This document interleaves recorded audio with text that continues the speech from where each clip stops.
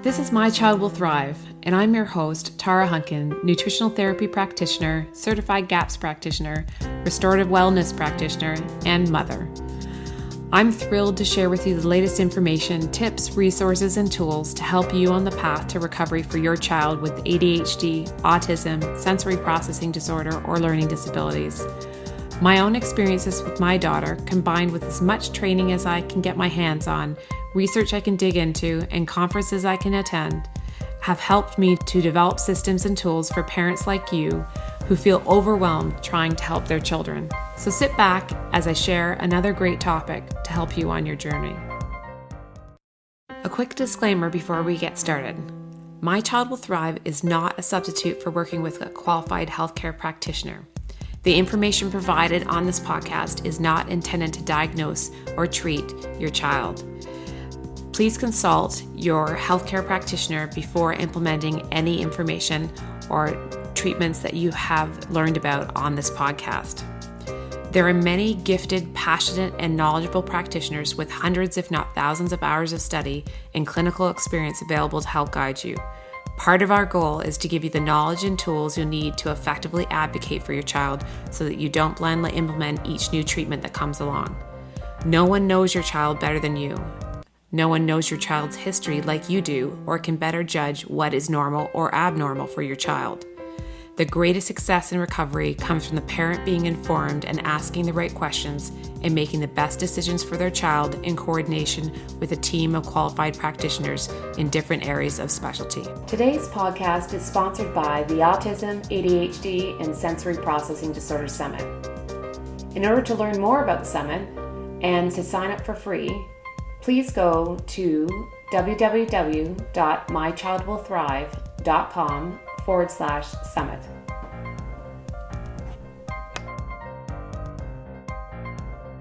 Hi, welcome back to the My Child Will Thrive podcast. I'm Tara Hunkin, and I am excited to bring to you today a brand new interview that I did with Dr. Madiha Saeed. She is a bundle of energy, a prolific author, obviously a physician and an integrative and holistic physician.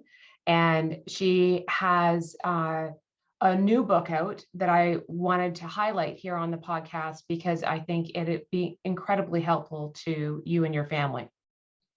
It's called The Holistic Prescription for Kids.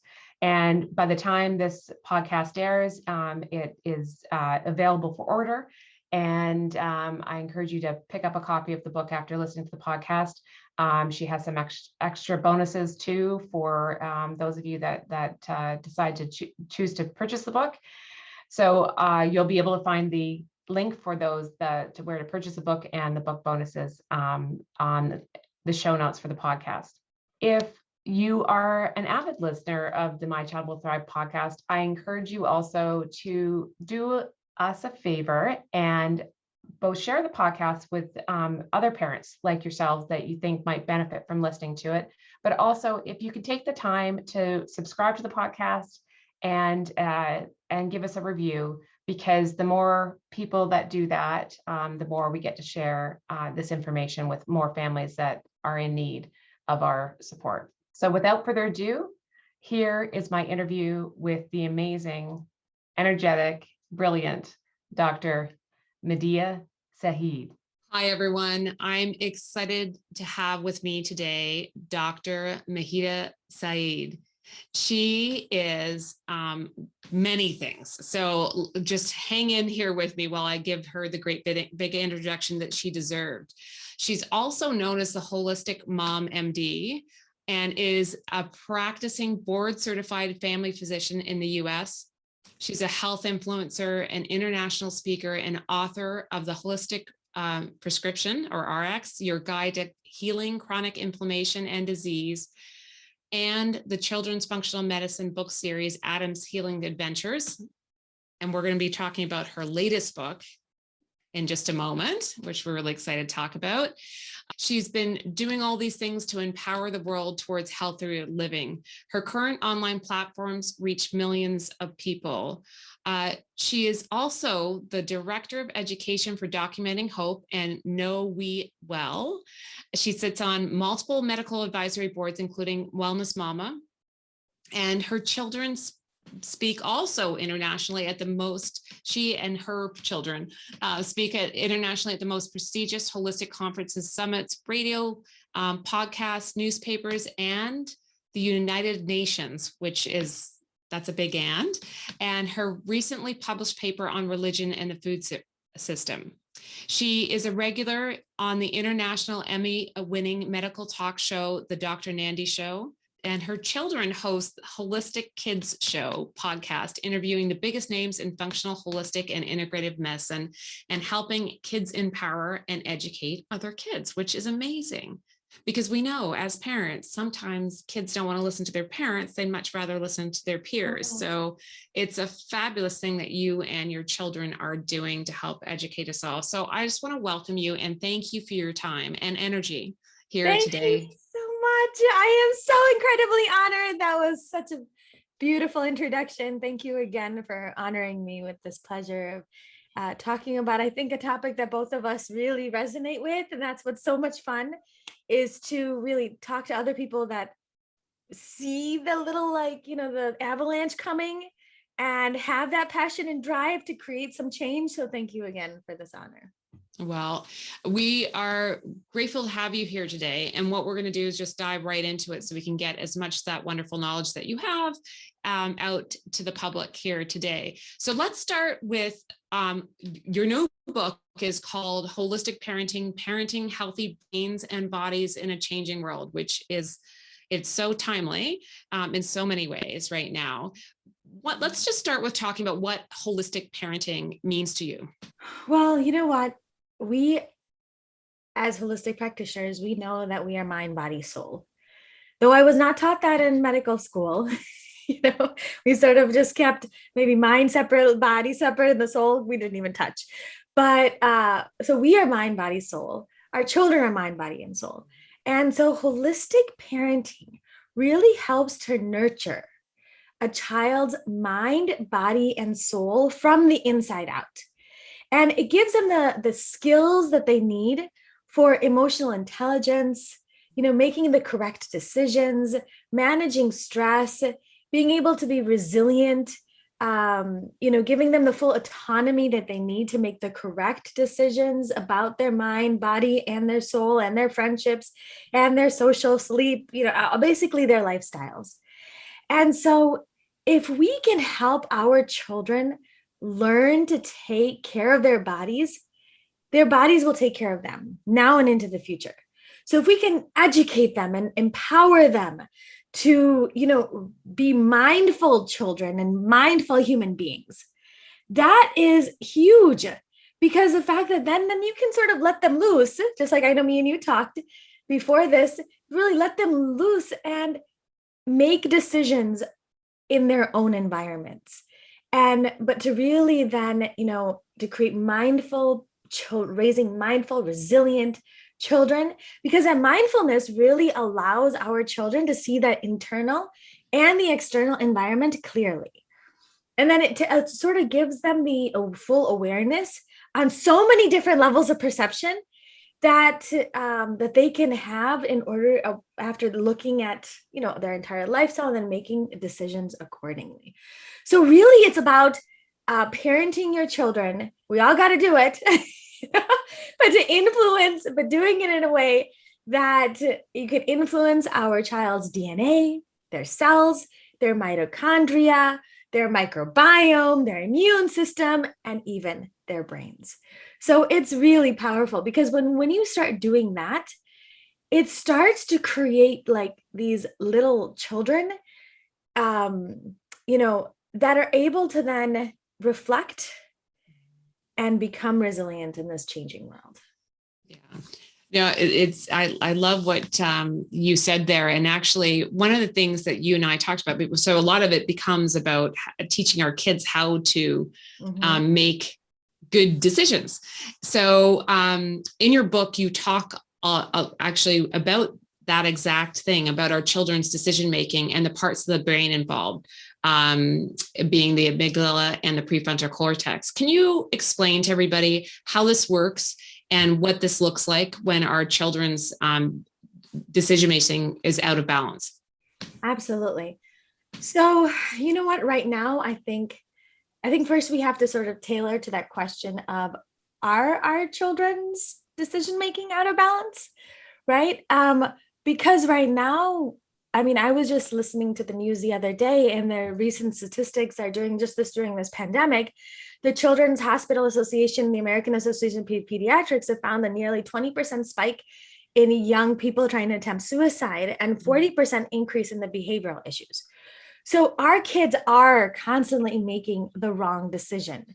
Our kids' brains are just not working the way that they should. I mean, there's a rise in misbehavior and other behavioral issues, suicide, mental health issues. And it really comes down to really trying to understand why, right? So why is our child sick? Why are they misbehaving? Why are they making the wrong decisions? Why are they suffering, period? And so in that answer of why lies the hope. Because when it comes to our kids' decisions, right? And that is an entire science called neuroeconomics, where because what our children decide to wear in the morning, what they want to eat, the decisions of good or bad is all dictated by their brain. And so if your child is constantly making the wrong decision, it makes your parenting a little bit harder. And if they're making the right decision, it makes your parenting a little bit easier. And there's two main pieces of that, of your child's brain that is really involved in the neuroeconomics. And that is your prefrontal cortex and your amygdala. And so we have as a prefrontal cortex, because the prefrontal cortex is responsible for, it's a more developed part of the brain. It's responsible for rational decision making, examines the pros and the cons, and helps your child think through their actions after taking a look at the entire picture. And so while the amygdala is reactive, it's that fight and flight type of response. And where you just basically think with your gut, and it's more like our ancestral brain is what they also like to call it, a primitive, impulsive fight and flight type of reactions and decisions. And so to make a thought out decision, it's really important to have both of these pieces working together in unison. And that's where, we've been hearing a lot in parenting book that we hear a lot about that. But nobody really then takes in a picture of how our children's brains are not functioning the way that they should be currently, because of our lifestyle, because our children are living with the increased, artificial and junk food consumption, with limited diet variety, with lack of sleep, lack of nature, negative social environment, increased toxic exposure inside and outside the home. All of this is contributing to this imbalanced child's lifestyle. And then that leads to something called inflammation. That then is one of the underlying reasons of chronic disease. But that then chronic inflammation then hijacks our child's brains and bodies, and really is really disconnecting our prefrontal cortex and our amygdala. And when it does that, our children are not making the right decisions. Yeah, it's amazing how when we start looking at that, and you talk about all the different environmental impacts of, and we all know the last 18 months has been like no other, especially in terms of the impact on all of us, but our children in particular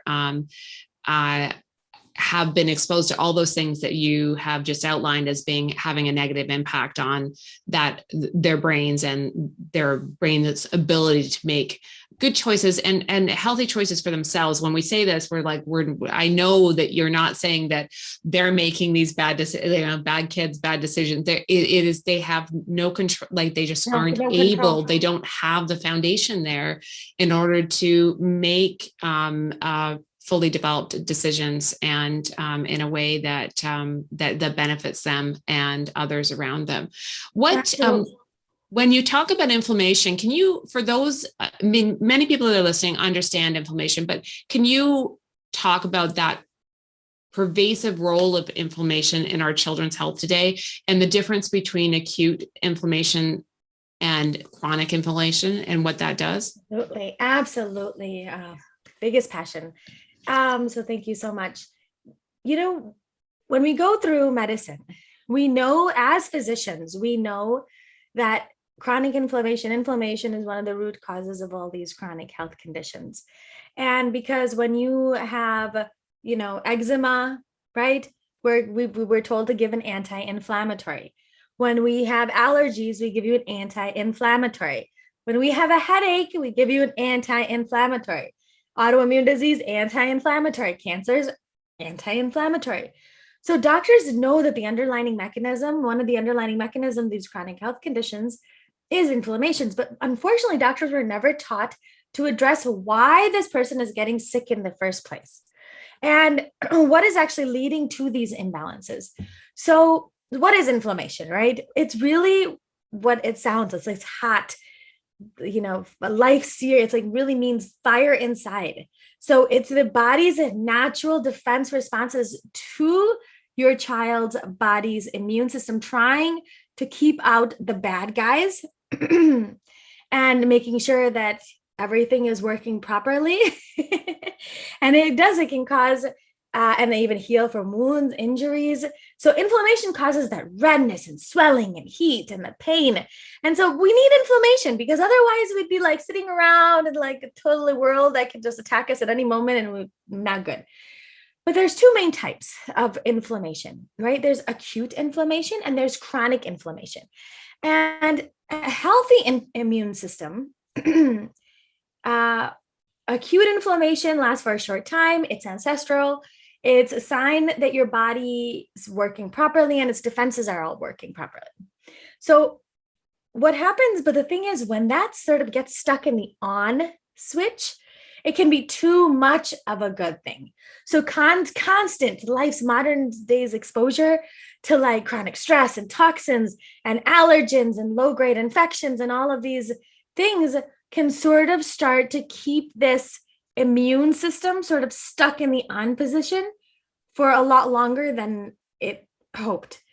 Because with a properly functioning immune system, it can keep that fire all under control. But then with all of these constant modern day exposures that we talked about, the immune system gets stuck in the on position.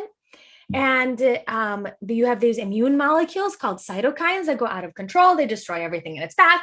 It damages tissues and organs and leads to chronic diseases of every stripe. So chronic inflammation can lead to or worsen all of these chronic health conditions like cardiovascular disease, asthma, cancers, diabetes, and even hijack our children's brains and bodies. And you can start seeing signs of inflammation, even you can see that brewing in their body, even when they actually, feel like when it's huge symptoms like eczema or severe digestive issues, you can start seeing these in the children's as very, very, very subtle signs. But what's really, I think, powerful with this discussion, and then this is when I wrote my first book, and then when I read this study, when researchers at Harvard and Columbia, they looked at a group of 4,000 children, and these researchers even determined that these children with behavioral problems at 8, when they actually had they rechecked their labs at 10 and saw that they had increased higher levels of two proteins called CRP, so C-reactive protein, and interleukin-6, which is basically a pro-inflammatory cytokine that occurs when it's produced in response to an infection or tissue injury, and how all of those were actually associated with an increased risk of inflammation in adulthood.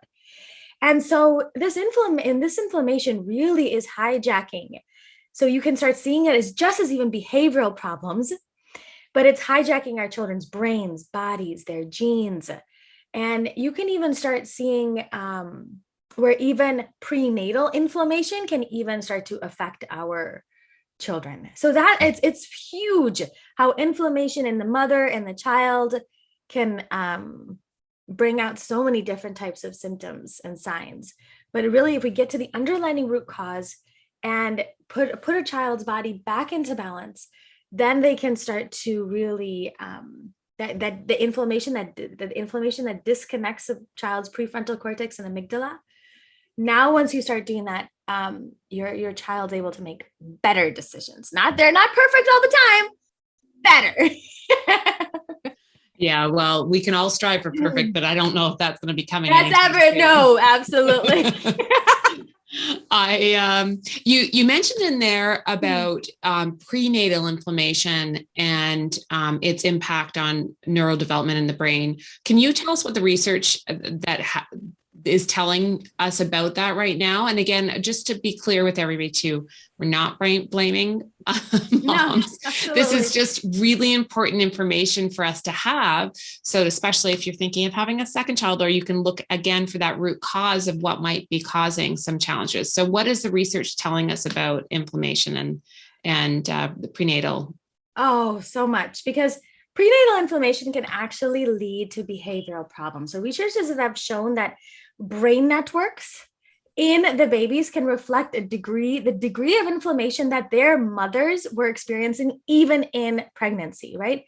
So the higher, we talked about before, the interleukin-6, that pro-inflammatory cytokine, that actually the higher the interleukin-6 was in pregnancies, during pregnancies, when the child was assessed for working memory at the age of 2, they found that child, the higher the interleukin-6, the lower the child scored in that working memory. So, and then there was another study that showed that the mother's inflammation during pregnancy can actually lead to cognitive problems and a decrease in impulse control even at the age of 2. So this prenatal, inflammation, even if it comes into forms of just prenatal depression or postpartum depression or whatever, all of that, even postpartumly, can actually alter the amygdala and the prefrontal circuits in the infants. And that then puts them at higher risks for developing all of these all these large range of neurodevelopmental disorders. So again, you think about what's going on in the world today. Out of 79 countries in math, we as the United States are still as number 37. So there's so much that we know that that we as a society are sick, but now that's really starting to affect our children's brains and their bodies. And so how to prenatally, we talked about how then it just even inflammation can even turn on and off your genes in a study called epigenetics, where the genes can actually literally shape the behavior of the individual. And then it can also influence the mitochondria. So many things that inflammation can do that can actually start prenatally. We've obviously touched on, your book goes in much more depth into all of these. Absolutely. But we've touched on a lot of things with respect to inflammation and why I think we understand now that that's something we need to do. But what are some of the things that we can do? And in your book, you talk about the 4 S's that you focus on, and in terms of righting the ship, like if we have a chronic inflammation. So it's really about putting your child's lifestyle back into balance, because when we can put our child's lifestyle back into balance, we have a healthy brain, we have a healthier body, and then we have healthier behaviors. So I really talk about digestive health and nutrition and detoxification, and the 4 S's: stress, sleep, social, and spiritual health. Because if we can put our children's bodies back into balance, then what happens is that, right now, because our kids are so out of balance, it's really leading to them where they're making illogical decisions, decrease in empathy, poor relationships, more anger, fostering everyone hates me mentality, which you're seeing, especially with everything that's going on in the world today. So if we can start putting the kids' bodies back into balance, that will then allow that brain to start working appropriately. And I really started off with your digestive health, because 70 to 80% of your immune system lies in the gut. We have 100 trillion bacteria that line your gut lining. And now studies actually have shown that, they just did a recent study that was just so interesting that they had 400 infants, and they found that the boys just in 2021, just a couple of months ago, published in the Gut Microbiome, where the researchers at the University of Alberta, they found that in these 400 infants, that boys with a gut bacterial composition that's a little higher in a specific bacteria called Bacteroides at age 1 were found to have actually advanced cognition and language skills. Craziness, right? For the formation, because what happens is that this Bacteroides, this is just like the beginning of the information that we're starting to understand, that this Bacteroides bacteria can actually produce a metabolite called sphingolipids, and which is like instrumental in the formation and the structure of the neurons in the brain. Like craziness, like this is so much fun. And it shows you that these microbes in the gut really do influence our children's brains and cognition and their language and the decisions that they make. And so how the gut microbiota, right? Like, and the things that will influence those the best is to make sure you have enough Bacteroides, is like breastfeeding and having a high fiber diet, living around with being exposed to pets. Like specifically, they talked about dogs in the study, being exposed to nature, green spaces, so much. And then just all of these simple things can increase the specific type of gut bacteria that can really optimize your child's brain function and their health, like specifically with like B. infantis, which a lot of kids are not getting. And because we're showing a lot like decrease in the B. infantis, that's leading to actually diseases like allergies and asthma and autoimmune conditions. So the link goes on and on of all the things that you can do digestive wise, but it really, I think, starts off with eating real foods, right? Eating real plant-based foods, because of the fact that our they are what they eat, right? These nutrients regulate every single chemical reaction in your child's body. And studies have actually shown that those children that eat a rainbow of food, whole foods, and packed with color and fiber and nutrients and minerals and good fats, they actually have healthier brains. They're less violent. They improve their behaviors and bodies, and so much more. So it really starts with, I think, food and your digestive health and nutrition. And then we have is your detoxification. The world around us right now, we are literally living in a world where pesticides and the environmental toxins can all lead to these neurodevelopmental damage while disrupting the endocrine system, right? So lowering the toxic load can help your child optimize their brain and their body functioning. You can even incorporate these foods that can help their bodies detoxify. They keep their bodily fluids moving, right? To making sure that they continue to lower that overall inflammation, and then just help. And so really helping them learn to using holistic parenting and helping them be mindful and resilient to what kind of toxins are around them in the world, and then how to limit that the best you possibly can. And then we have is educating the child also the importance of stress. So that's why the 4S's: stress, sleep, social, and spiritual health. Because we know that right now our kids are living in a world where we are very, very stressed. And so educating our children about the importance of stress management, because right now our kids, because of the stress, where they're getting stuck in those dopamine traps of like internet surfing and online shopping. And so to really create rules for social media and cell phone use, that's really important to then, and have that open conversation so you can prevent addictions. Because remember, our children's, especially teenagers, actually have higher dopamine receptors in the brain that then they're easily able to get addicted to things. And plus that their prefrontal cortex is not working properly. It's not fully formed yet until in their 20s. So they're able to easily get stuck into some of these addictions and traps.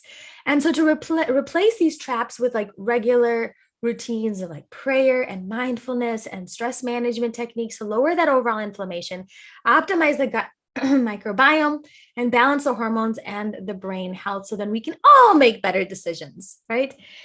Then getting them out in nature, huge piece of that puzzle to really optimize attention and focus and better test scores, better cognition, making sure that their sleep, because our children are not sleeping. There's more and more studies that show that our children are really sleep deprived.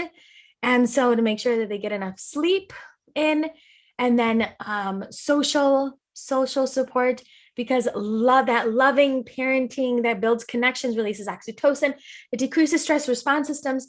So developing those bonds of love and respect and honor, really getting involved in a child's life, that in of itself can really help to activate sensory nerves in the child's brain to help them release that oxytocin and the natural opioids that can help really optimize a child's, connective neural fibers in their brains. And then that really increases cognitive function. And really helps them to learn, empathy.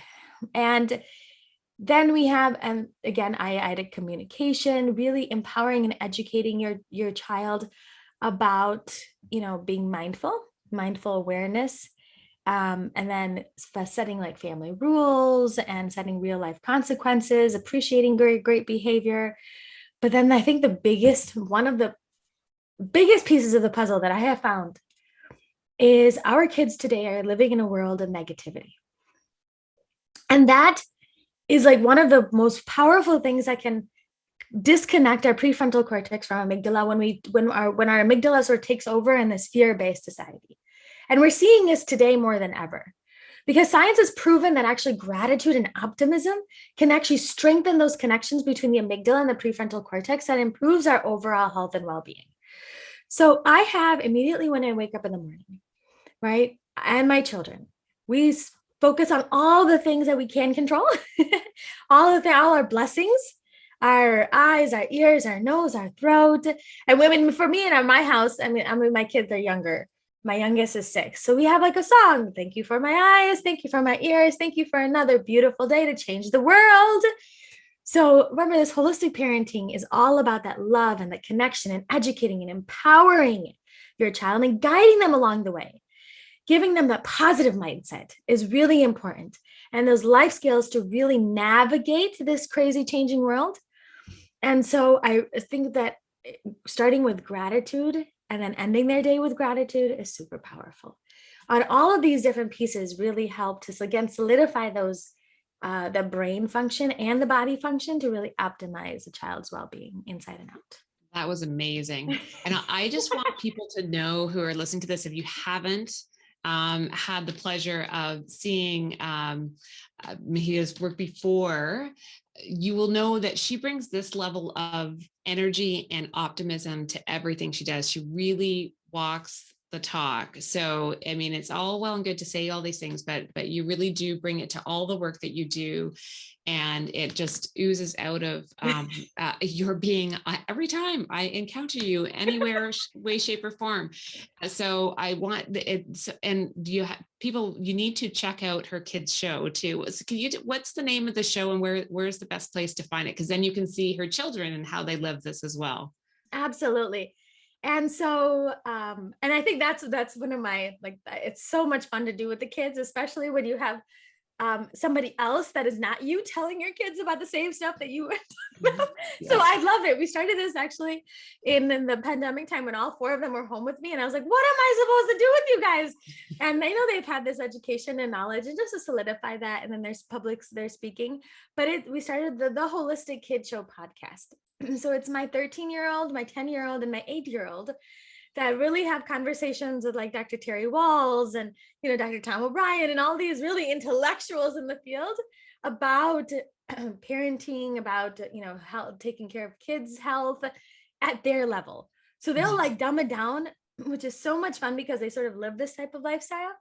And it can be found on iTunes and anywhere that your podcast platforms. Yeah. Well, I'll make sure we have a link to that in the show notes. Your book, by the time this airs, will be coming out. So if you getting it, yes, exactly. So you must go ahead and order. We're going to have a link directly to that as well in the show notes, so that you can get the book, but it's also going to be available on Amazon, all the normal places that you can buy books, or you like to buy books or listen to them. Is it coming out in an audiobook as well? No, not yet. Not yet. So it's a holistic RX, being holistic prescription for kids, parenting healthy brains and bodies in a changing world. Again, I can't thank you enough for spending the time with us today, but also for all the work that you do to help educate parents and give them confidence to change the way or continue in the way that they're parenting their kids and helping them thrive in this, as you say, in a really big changing world. Absolutely. Thank you so much for all the work that you're doing too. I've been Google gagging over your work for so long, so I'm so incredibly honored to be on your podcast. Thank you so much. Thrilled to have you. Bye for now. So that's a wrap. Thanks for joining me this week on My Child Will Thrive. I'm so passionate about giving you the tools and information you need to help your child recover. And as they say, it takes a village, so join us in the My Child Will Thrive Village Facebook group, where you can meet like-minded parents and stay up to date on everything we have going on at My Child Will Thrive. This is Tara Hunkin, and I'll catch you on the next podcast or over at mychildwillthrive.com.